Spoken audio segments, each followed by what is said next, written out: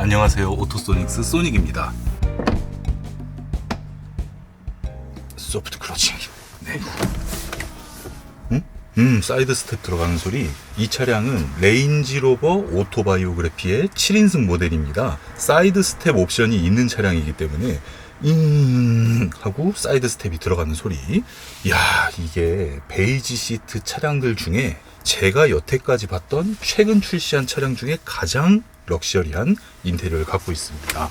레인지로버가 뭐 이 정도였나 싶을 정도인데요. 제가 이 차를 받아가지고 이것저것 해봤는데 7인승 모델이 있고 5인승의 숏바디 모델, 기본 스탠다드 모델이 있고 5인승의 롱휠 베이스 모델이 있습니다. 이 모델 같은 경우에는 구하기 힘들다는 7인승 모델이고 BMW X7을 갖고 있기 때문에 그 GLS 580도 가지고 있었고 GLS 600 마이바흐 리뷰도 했었는데 와, 레그룸이 제 키가 187인데요. 이 정도예요. 굉장히 넓습니다. 7인승 모델이라서 숏바디 모델과 레그룸이 똑같기 때문에 이 차량은 뭔가 좀 좁을 것이다 이렇게 생각을 했는데 엉덩이를 끝까지 밀착하고 앉았을 때 이 정도 나오고요. 좀 편하게 앉았을 때 이 정도가 나오는데 안에 시트 밑에 발 넣는 공간도 있어서 그냥 이렇게 타도 될 정도로 이렇게까지 누워서 탔는데도 다리가 닿지 않는 굉장히 넓습니다. 이 차량의 상품성이 5인승 롱바디가 짱일 거다라고 생각을 했었는데 7인승도 굉장히 괜찮네요. 진짜 차가 잘 나왔고요. 이 가죽이 이런 질감의 가죽 소파를 집에 놓고 싶네. 굉장히 부드러운데요. 약간 이게 주름이 좀 잘 지는 스타일이긴 해요. 부들부들 야들야들 이런 재질이기 때문에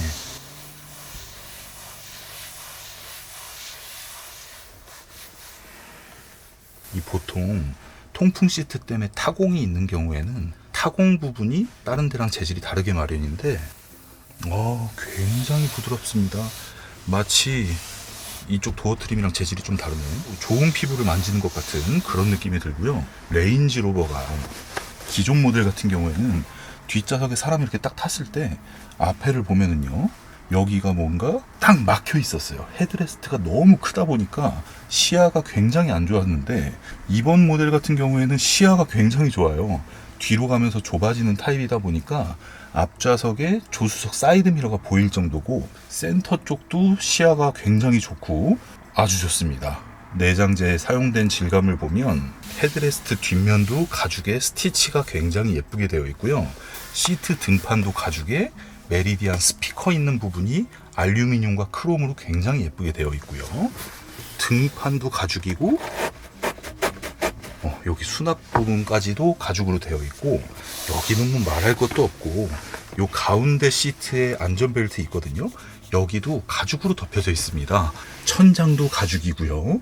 요 썬루프 덮개 쪽만 여긴 가죽을 할 수 없으니까 뭐 그런 정도고 요 손잡이, 이야, 이 손잡이 퀄리티가 굉장히 좋아요. 튼튼하기도 튼튼하고 여기 가죽이 다 스티치까지 마감되어 있고 LED 조명이 들어오고 조명을 어떻게 끄더라? 어쨌든 송풍구가 보여지는데 송풍구도 굉장히 좋고요. 이 버튼 질감이나 이런 전반적인 게 역대 여러분께서 보셨던 SUV 중에 가장 럭셔리한 편에 속하는 그런 모델이라고 볼 수가 있겠고요. 리어 선블라인드도 전동식으로 올라오고 창문도 이중 접합으로 되어 있고 도어 캐치 위치가 여기 보면은 여기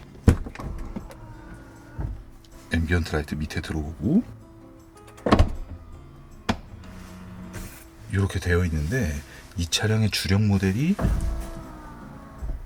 사이드 스텝 5인승 롱휠 베이스 모델과 SV 모델이다 보니까 이 손잡이 위치는 제가 착석하고 있는 7인승 시트에서는 한 요 정도 있어야지 좀 편한 위치인데 여기 있습니다. 팔을 이렇게 좀 해야 되는 그런 정도 위치에 있는데 나쁘지는 않습니다. 뒤에 탄 사람이 키가 187인 사람이 탈 일이 거의 없기 때문에 전기를 잠깐 켜볼게요. 네, 경고음 소리도 괜찮죠? 시트를 이렇게 7인승인데 올릴 수도 있어요. 일반 사람은 이 정도로 낮추는 게 더 편할 거고 이렇게까지 밀어도 돼요. 그리고 수입차 치고 꽤 빠르고 등받이 각지게 앉을 수도 있고 이렇게 누워서 앉을 수도 있고, 윈도우 스위치를 통해서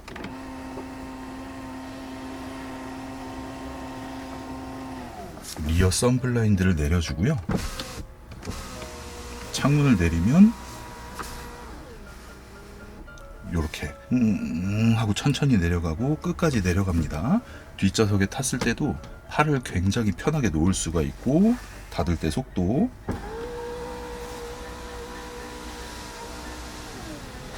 딱 이렇게 선블라인드.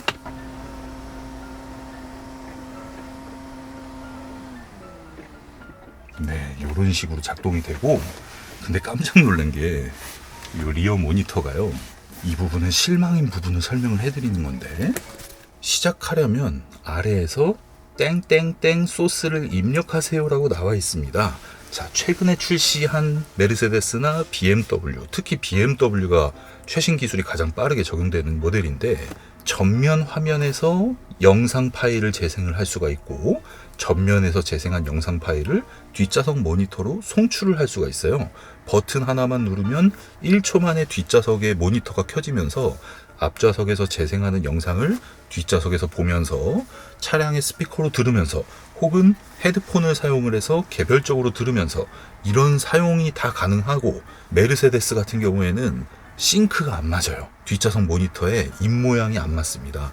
화면과 입모양이 안 맞는, 진짜 어이없는, 이게 무슨 2022년인가 이랬는데, 레인지로버는요 HDMI 케이블을 꽂으라고 합니다. 제가 진짜 어이가 없어가지고 영상 파일이 저장된 USB를 이 차량에 꽂았어요. 메리디안 음질이 어떤가 이걸 들어보기 위해서 플레이를 했는데, 오디오 파일은 플레이가 되는데 영상 파일의 플레이어 자체가 없습니다.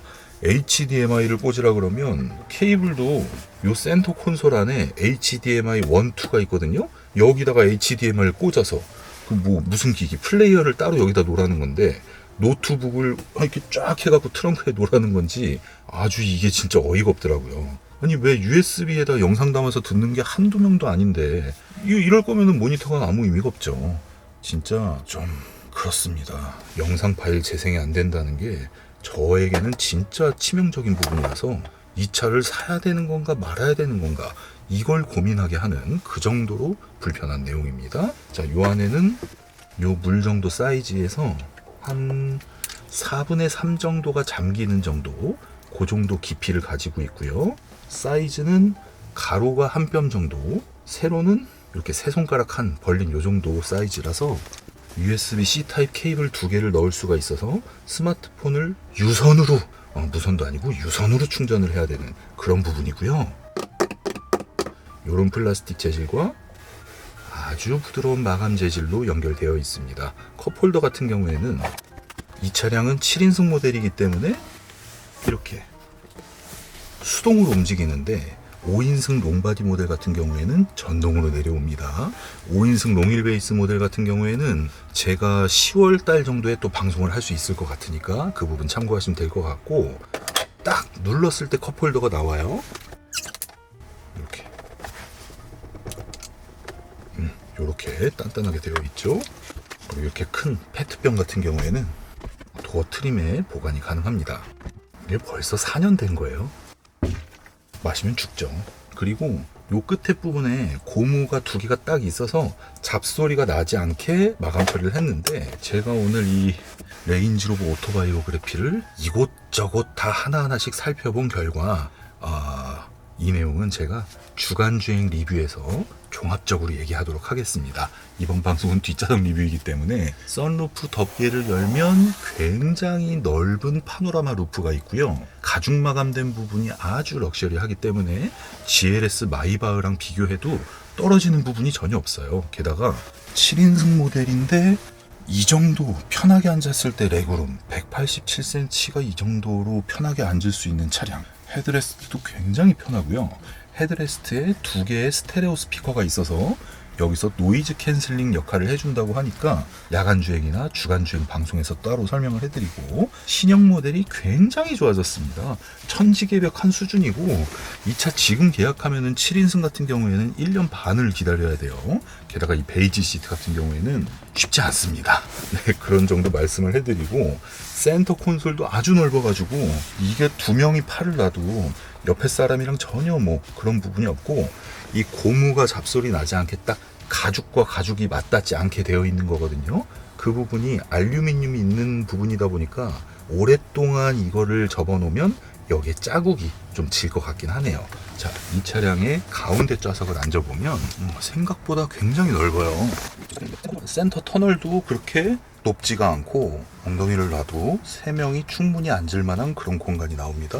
거기에다가 등받이는 당연히 딱딱한데, 여기 바닥 같은 경우에는 굉장히 쿠션이 편하고요. 어우, 덥다. 네, 시트벨트를 했을 때도 착석감이 나쁘지가 않습니다.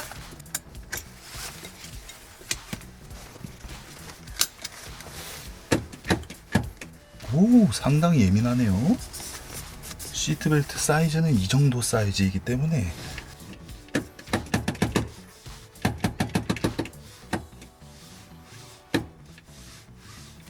안전이 느껴지는 그런 부분이고, 이게 5인승 롱바디 모델에 집중되어 있다 보니까 7인승 모델에서는 시트벨트가 뒤로 조금 조이는 그런 모습을 보여주고 있고요. 탑승하는 부분은 어떤지 체크를 해보는데요. 이게 도어가 상당히 많이 열려요. 여기부터 해가지고 여기까지 각도가 굉장히 많이 열리는데, 빠르게 타면 어떤 모습인지 사이드 스텝을 밟으면서 먼저 해볼게요. 이건 650만원짜리 옵션입니다.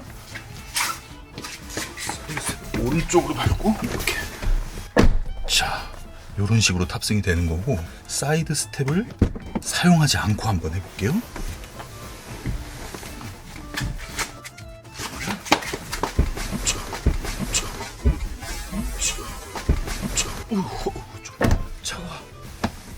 높기는 높네요. 힘들어라. 이 B필러 쪽에 보면 옷걸이가 있고요. 이 부분도 옷걸이가 있습니다. 그거 말고 가운데 송풍구가 있고, USB 충전 2개, 시거잭 충전 이렇게 구성되어 있고, 헤드레스트를 올릴 수가 있는데 이렇게 전동으로 이런 식으로 빡빡하네. 이렇게 올려서 타면 진짜 뒷좌석 공간이 가장 걱정했던 부분이거든요. 사실 7인승 모델이 이렇게 되네? 좁지 않을 건데 이 정도입니다. 7인승 이렇게 탈 수가 있어요. 굉장히 편하게 암레스트를 놓으면 이렇게. 어쨌든 레인지로버 오토바이오그래피 7인승 모델이 뒷좌석 공간이 좁지 않을까 생각하시는 분들은 여기 운전석이 제 사이즈 187cm인 사람이 운전하는 사이즈로 맞춰놓은 거고, 조수석이 거의 비슷하네. 평균적으로 조금 넓게 맞춰놓은 건데, 조수석을 더 뒤로 한다고 해도 레그룸이 이만큼이 남습니다. 평균 신장으로 따지면은 한 뼘 정도가 되는 거기 때문에 굉장히 넓고요. 여기서 롱힐 베이스 모델은 이만큼이 더 넓으니까 장난이 아니겠죠. 자, GLS 600 마이바흐랑 비교를 한다 그러면 그 차량은 뒷좌석에 앉을 때 윈도우가 이렇게 있어서 내 옆에는 히든 공간처럼 시야가 안 좋아요. 근데 레인지로버는 그 부분이 좀 자유롭기 때문에 어느 정도 칭찬할 만한 것 같습니다. 3열 같은 경우에는 유럽에서 생산된 차량들 중에 이 차량이 가장 넓습니다. X7이 GLS보다 3열 공간이 좋은데, 이 차량은 3열 공간이 X7보다 좋고 쿠션도 좋고 시트도 더 편하기 때문에 7인승을 고집하시는 분들, 7인승이 필요하신 분들은 1년에 두세 번 사용한다고 해도 레인지로버 7인승 굉장히 훌륭하다, 이 정도로 마무리를 하고요. 오늘 방송은 제가 여기서 마무리하고 레인지로버 이 차량의 야간주행, 주간주행 세부 리뷰를 준비해서 방송하도록 하겠습니다. 네, 오토소닉스 채널 구독과 좋아요, 알림 설정 부탁드릴게요. 감사합니다.